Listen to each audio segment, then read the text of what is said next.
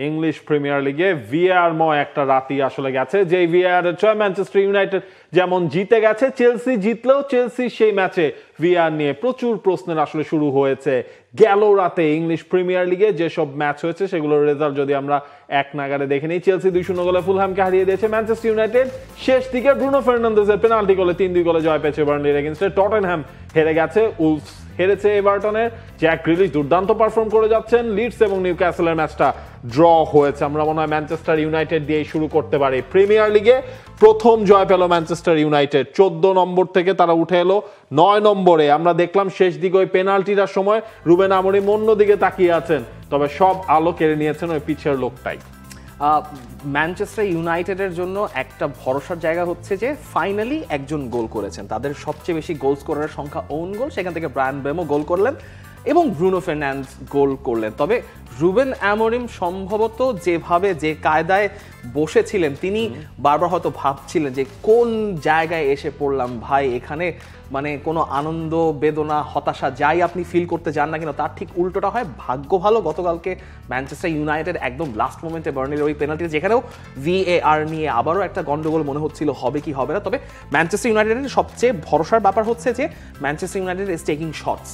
Manchester United অনেক বেশি XG generate করছে, যেটা গতকালকেও দেখা গেছে 3.54 এক্সজি থেকে তারা 3টা গোল করেছে।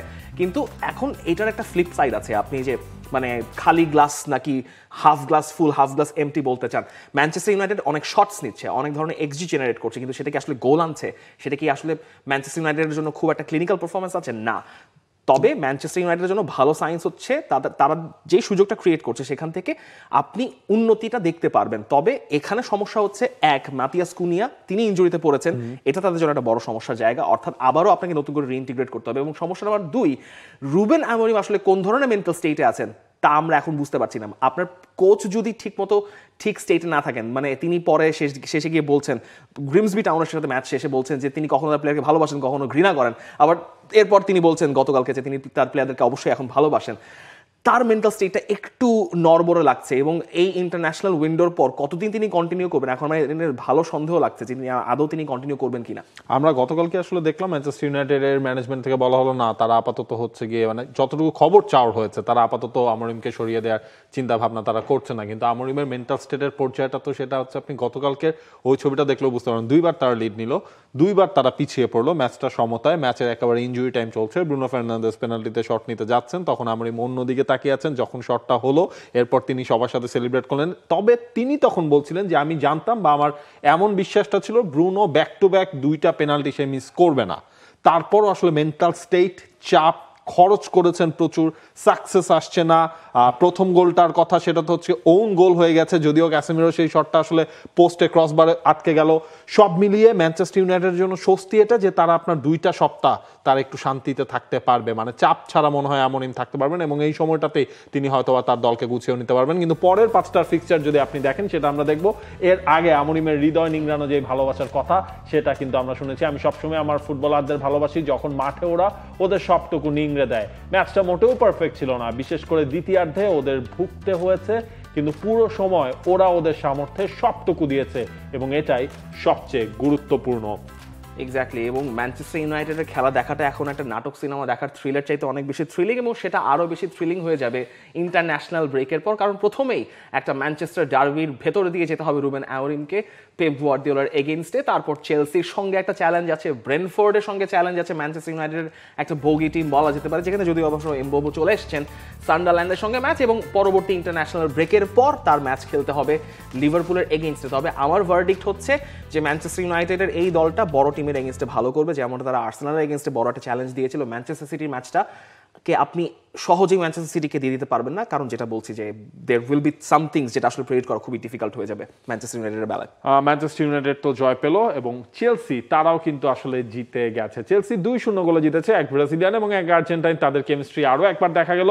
এনজো ফার্নান্দেজের কর্নার কিক থেকে গোল করেছিলেন সেখানে জোয়াও পেড্রো, তবে এর আগে লিয়াম দালে তিনি ইনজুরিতে পড়ে যান। একটা গোল বাতিল হয়েছে ভিআরে চেক করে, চেলসির সেই এগেইনস্টে যারা খেলেছে সেই ফুলহ্যামের গোলটা বাতিল হলো এবং এরপর সেই পেড্রোর গোল। পেড্রো তো দুর্দান্ত একটা ফর্মে আছেন, 5টা গোল তার হয়ে গেছে। জোয়াও পেদ্রো এবং এস্তেভাও দুই ব্রাজিলিয়ান মিলে চেলসির নতুন একটা আইডেন্টিটি এনে দিচ্ছেন। এনজো ফার্নান্দেজের প্রথম অর্ধটা মোটেও ভালো ছিল না, এবং সেটাই অবশ্য এনজো ম্যারেস্কা পরে অ্যাড্রেস করেছেন যে এনজো ফার্নান্দেজ এমন একটা ক্যালিবারের প্লেয়ার, তিনি নিজেই বুঝতে পারেন যে তিনি ভালো খেলছেন না, তখন তিনি নিজের মানে 100 থেকে 200% দিয়ে দেন, যেটা তার মোটামুটি পরবর্তীতে সেকেন্ড হাফে দেখা গেছে। কিন্তু এখানে নাটকের জায়গাটা হচ্ছে প্রথমত ভিএআর ড্রামা তো ছিলই, এবং দ্বিতীয়ত ওই ঘটনাগুলো যখন ঘটছে, লিয়াম দেলার যখন ইনজুর্ড হয়ে গেলেন, তার সঙ্গে এই নাটকটা স্ট্যামফোর্ড ব্রিজ থেকে গিয়ে আছড়ে পড়েছে মিউনিক পর্যন্ত। সেখানে পরে যাচ্ছি ভিএআরে।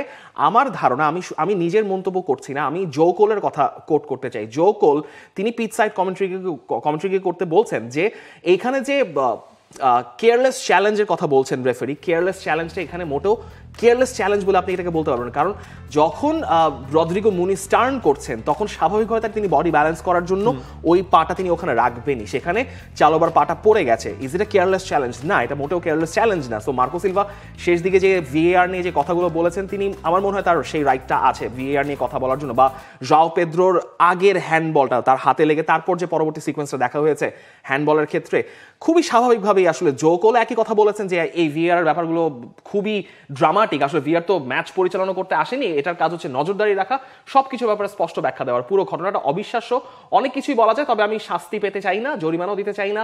আমি ডাগআউটে আমার খেলোয়াড়দের সাথে থাকতে চাই। মরিনিও হলে তিনি হয়তো জরিমানা পেয়ে যেতেন, যদিও মরিনিও এখন ডাগআউট নাই বললেই চলে। কিন্তু এই কথার বিপরীতে এনজো ম্যারেস্কা বলেছেন যে যেটা হয়েছে হয়েছে, যেটা পেনাল্টি ওটা পেনাল্টি, যেটা ভিআর ডিসিশন হচ্ছে এটা ভিআর ডিসিশন, মানে কোনো রাগটার পক্ষে আসলে ফলটাও গেছে। আমার কাছে মনে হয় না যে তারা সৌভাগ্যবান, যেটা ফাউল সেটা ফাউলই ছিল, যেটা পেনাল্টি সেটা পেনাল্টি। আমার কাছে এটা পানির মতো পরিষ্কার।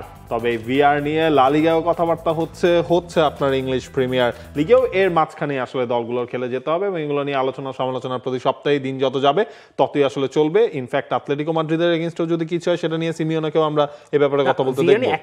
একটা লাস্ট কথা বলি, সেটা হচ্ছে আপনি যখন গোল করে সেলিব্রেট করছেন, ফুটবল তো ultimately what brings you the joy, the goals bring you the joy. এমন একটা পর্যায়ে চলে আছে ভিআর এর ব্যবহার, কেউ ভিআর এর এগেইনস্টে না, ভিআর যেভাবে ব্যবহার করা হচ্ছে সেটার বিপক্ষেই আসলে মূল কথাবার্তাগুলো আসে। কারণ যারা ভিআরটা ব্যবহার করছেন, যেভাবে ইন্টারপ্রিটেশনগুলো দেওয়া হচ্ছে, সেটা বারবার আপনার খেলার গতিপথটা পরিবর্তন করে দিচ্ছে। চেলসির ম্যাচটা 8 মিনিটে যাওয়ারই কথা না, হ্যাঁ, সেখানে 8 মিনিটে চলে গেল, তারপর 9 মিনিটে কর্নার থেকে তারা গোলটা পেল। অর্থাৎ ভিআর এর ইন্টারাপশনটা আপনার মূল গেম স্টেটে একটা বড় ধরনের প্রভাব রাখছে। ম্যানচেস্টার ইউনাইটেডের ম্যাচের কথা দেখেন, এত দেরিতে গিয়ে তারা পেনাল্টির ডিসিশনটা পেল, এবং সেখানে আসলে বার্নি বলতে পারে তারা আনফরচুনেট, কারণ কন্ট্যাক্টটা হয়েছিল আপনার পেনাল্টি বক্সের বাইরে থেকে, আমাদ পড়ে গিয়েছেন পেনাল্টি বক্সের ভেতরে। সো ওখানেও একটা ইন্টারপ্রিটেশনের জায়গা আছে। ভিআর অবশ্যই খেলাটাকে মানে উন্নত করার জন্যই এসছে, এররটাকে মিনিমাইজ করার জন্য এসছে, কিন্তু এই এররটা মিনিমাইজ করতে যে যারা এটাকে অপারেট করছেন তারা যদি অনেক কিছু গুলিয়ে ফেলেন, তাহলে আপনি ফুটবলের পুরো স্টেটটা পাল্টে ফেলছেন, যেটা আসলে ভিআর থেকে কেউ এক্সপেক্ট করতে পারে না, বা ভিআর এর মূল ক্রেডিবিলিটি নিয়ে প্রশ্নটা মানে। এবং অনেক সময় হচ্ছে অনেকেই বলছে যে স্লো মোশন করলে আপনার হচ্ছে ক্লিনিক্যাল ফাউলকেও আসলে অনেক সময় মনে হয়ে যাবে, বেশি চ্যালেঞ্জিং মনে হয়ে যাবে। এই ভিআর নিয়ে এসব কথাবার্তা পুরো মৌসুম জুড়ে আসলে চলতে থাকবে। For more updates, subscribe to our YouTube channel and click on the bell icon. Follow us on Facebook and Instagram. Download T-Sports app to enjoy exciting games and highlights. Visit tsports.com.